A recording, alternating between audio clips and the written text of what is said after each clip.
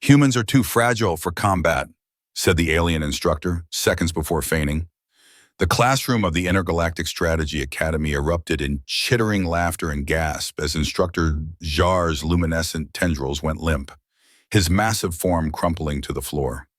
20 alien students blinked in disbelief at the only human in the room, who was still sitting calmly, pencil twirling between his fingers. Alex Reyes looked up from his tablet and frowned. Was it something I said? The silence was unbearable until one of the scaled students, a bright orange Varine named Kot, raised a trembling claw. You wrote 30 ways to neutralize an opponent. The test asked for 3, yeah, Alex said, shrugging. You didn't specify a limit on creativity. The classroom buzzed with clicks, squeals, and confused murmurs as the students crowded around the holo display showing Alex's answers. Each entry was worse than the last. Mechanical traps, psychological tricks, improvised tools, and something involving gravity manipulation and paint thinner that none of them could quite comprehend. Kot leaned in close to the first method. This one uses environment and distraction? Alex nodded. Classic ambush strategy.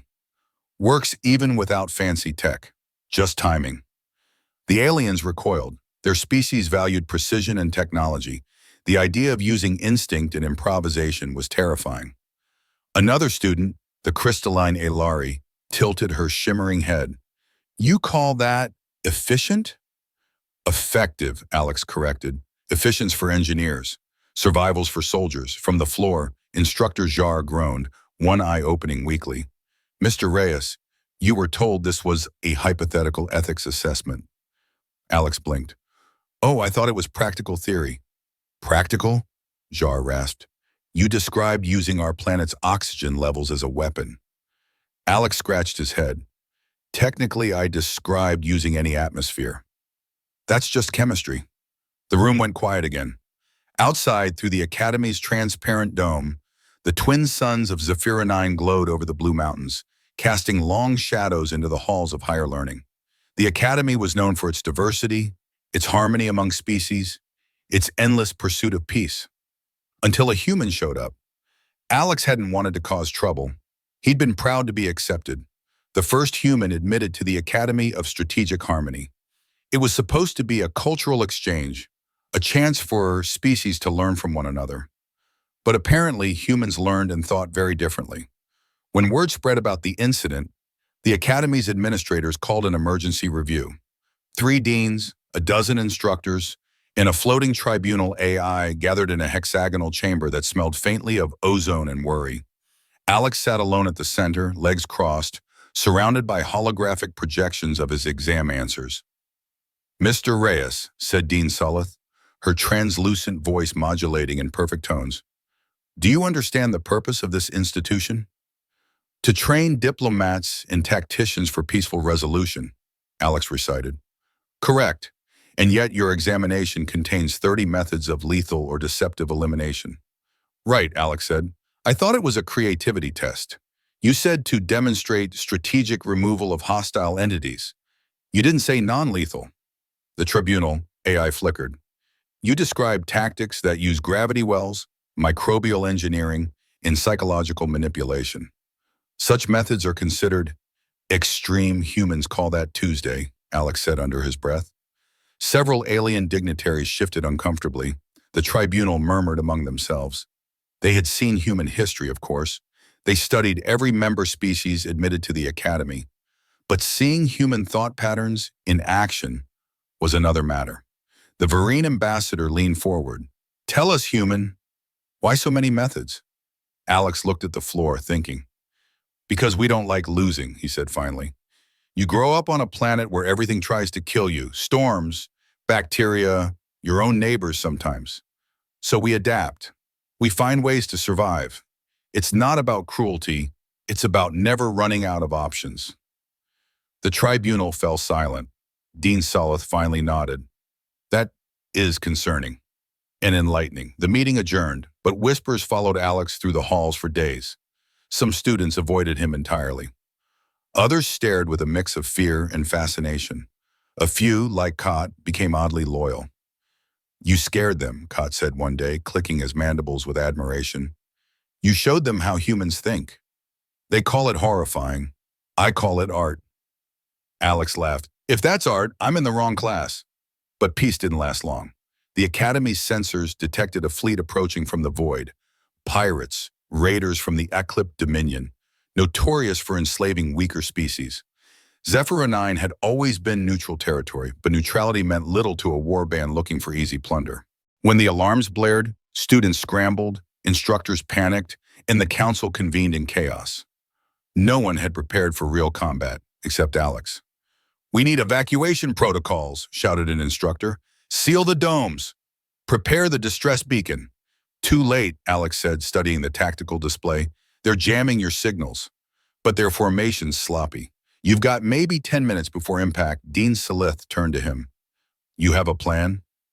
"I have 30, Alex said. The deans hesitated. "From your exam?" "Exactly." The alien council exchanged glances, remembering the fainting instructor, the terrifying list of neutralization methods. Desperation overrode fear. "Proceed," Salith ordered. Within minutes, the Academy's peaceful towers transformed into improvised defenses. Students rerouted energy conduits, flooded corridors with dense fog, activated gravity anomalies in unused labs. Alex directed it all like an orchestra conductor. "Don't fight them head on," he said. "Make them confused. Make them scared. The goal isn't destruction. It's disorientation." When the Eclipse Raiders breached the dome, they found themselves trapped in a nightmare. Hallways shifted directions. Floors dropped into harmless void loops. Illusions projected thousands of false defenders. By the time the aliens realized none of it was real, Alex triggered the final step, redirecting the Academy's shield generator outward, turning its containment field into a blinding electromagnetic pulse that disabled every raider ship in orbit. The battle was over in minutes. Not a single life was lost. When the dust settled, Dean Salith approached Alex, her tone a mixture of awe and disbelief. "You used your own exam as a battle plan." "Yeah," Alex said, grinning. "Guess I passed after all." The following day, Alex was called once more to the tribunal chamber, though this time the atmosphere was very different. The same deans who had looked at him with suspicion now regarded him with a strange mixture of respect and unease. News of the battle had spread across the campus. Some called it the Battle of the Exam.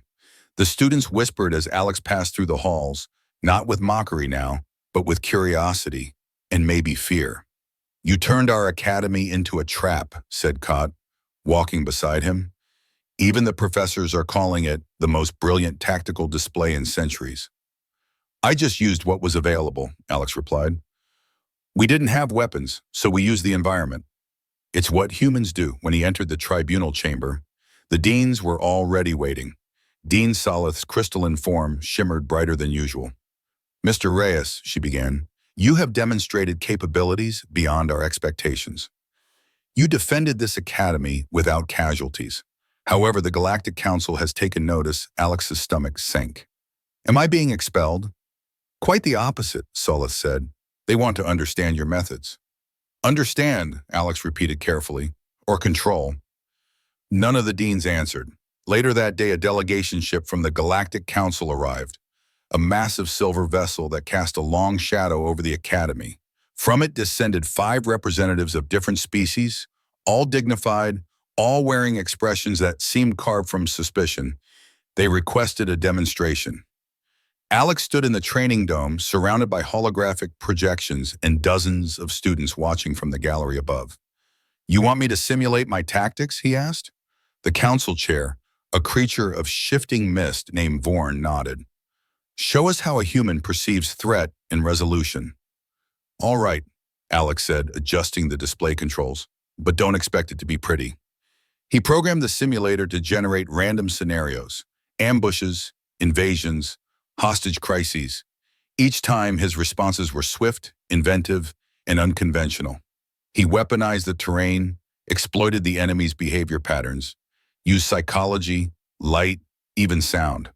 Within minutes, the alien observers began whispering among themselves, both impressed and disturbed. You think too fast, one of them murmured. You adapt without restraint. You call it restraint, Alex said, pausing between simulations. We call it survival. There's a reason humans are still around on our planet. We're not the strongest or the smartest species, but we learn fast. The council members exchanged glances. When the session ended, they asked to review his written exam again, the original 30 methods. One of them, a tall insectoid creature, tapped his claws nervously on the tablet. Entry 14, he said, you proposed using sound to manipulate emotion and drive an enemy to surrender. How did you conceive of that? Alex shrugged. Music. Works on humans. Why not others? The insectoid blinked in disbelief.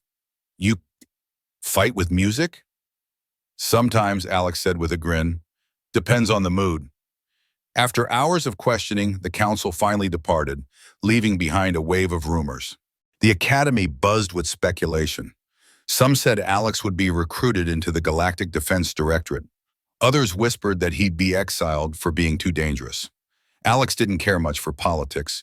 He just wanted to finish his education and maybe go home. But the universe had other plans. A week later, an emergency broadcast swept through the network. The Eclipse Dominion had returned, not a small raiding party this time, but an armada. Hundreds of ships, bristling with weapons, darkened the space near Zephyr 9. The council fled. The academy prepared for evacuation. And Alex was summoned again, not by the deans this time, but by the Planetary Defense Network. We analyzed your tactics, said the officer on the screen. You turned a school into a fortress. We need that creativity now. You want me to run your defenses? Alex asked. Temporarily, the officer said. You're the only one who's faced them and won. When Alex arrived at the defense center, the control room was chaos. Alien officers shouting over each other, screens flashing red, distant explosions shaking the floor. The fleet was already within range. All right, Alex said, surveying the holographic battlefield. You've got orbital shields, planetary artillery, and about 50 defense drones. They'll overwhelm you if you try to fight them directly. Then what do we do? The commander asked. We don't fight fair, Alex said.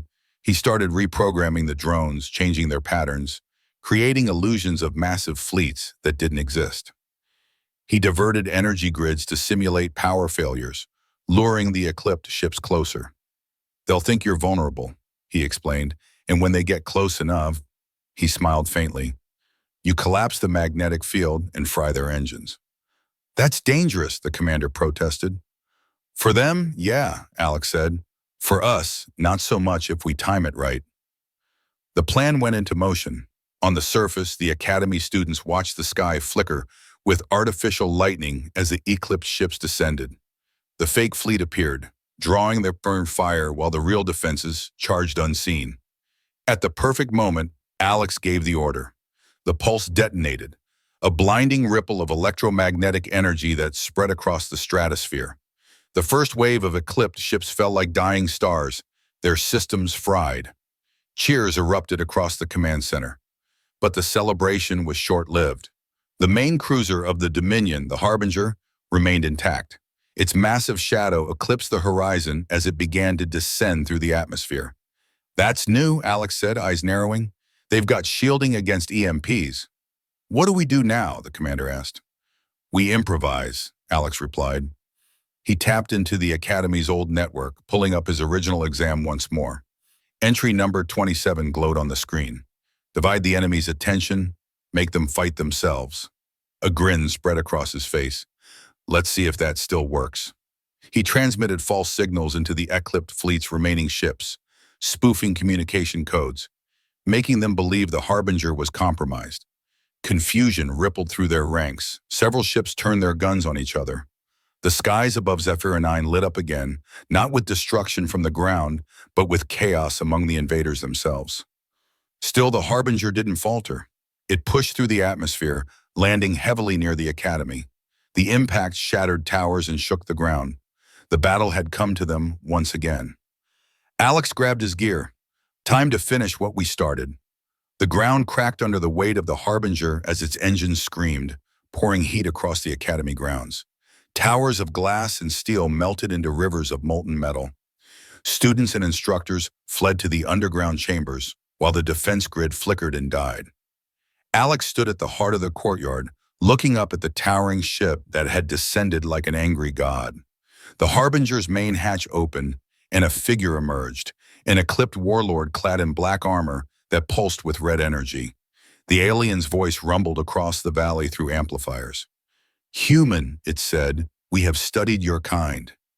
You are clever but fragile." Alex squinted against the rising wind. "Maybe.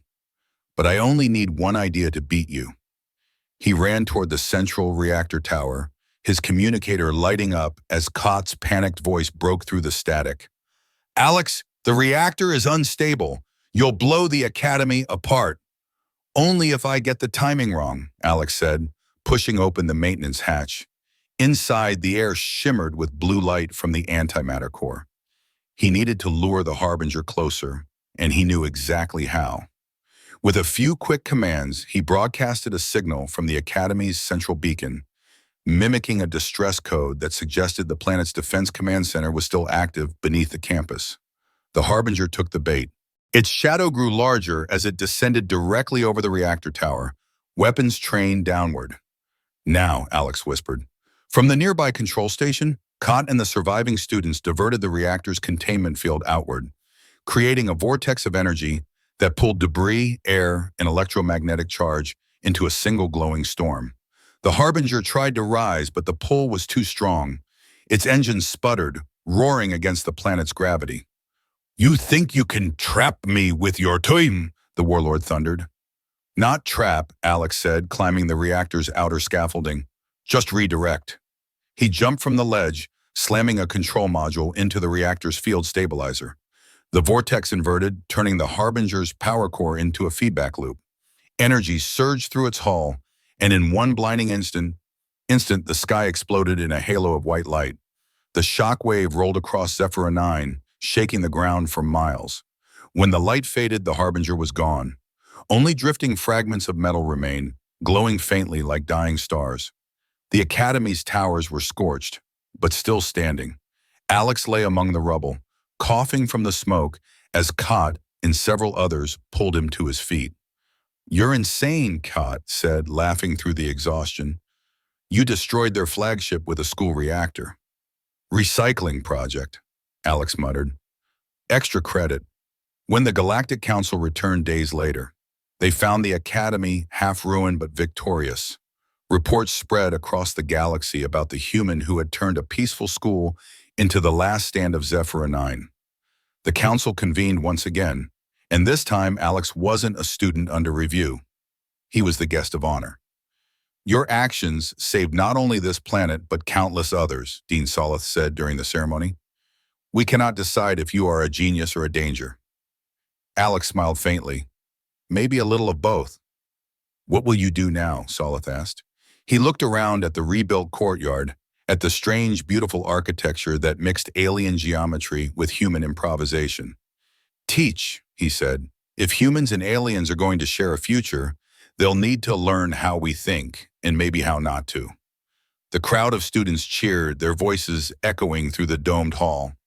Later, as night fell and the stars shimmered above Zephyr 9, Alex stood alone on the balcony, watching ships pass across the horizon. He thought about home, about Earth, about the strange path that had led him here. For the first time, the Academy lights no longer felt foreign. They felt like possibility. Somewhere deep in the archives, his exam paper still existed, scorched around the edges but intact. Next to the 30 entries, there was now a handwritten note in the margin. Number 31 must win without hatred. And for the first time in its long history, the Academy of Strategic Harmony began teaching strategy with a new example, not of power, but of human creativity, courage, and heart. Humanity had arrived among the stars, not as conquerors, but as thinkers, unafraid to imagine. Did you like today's story?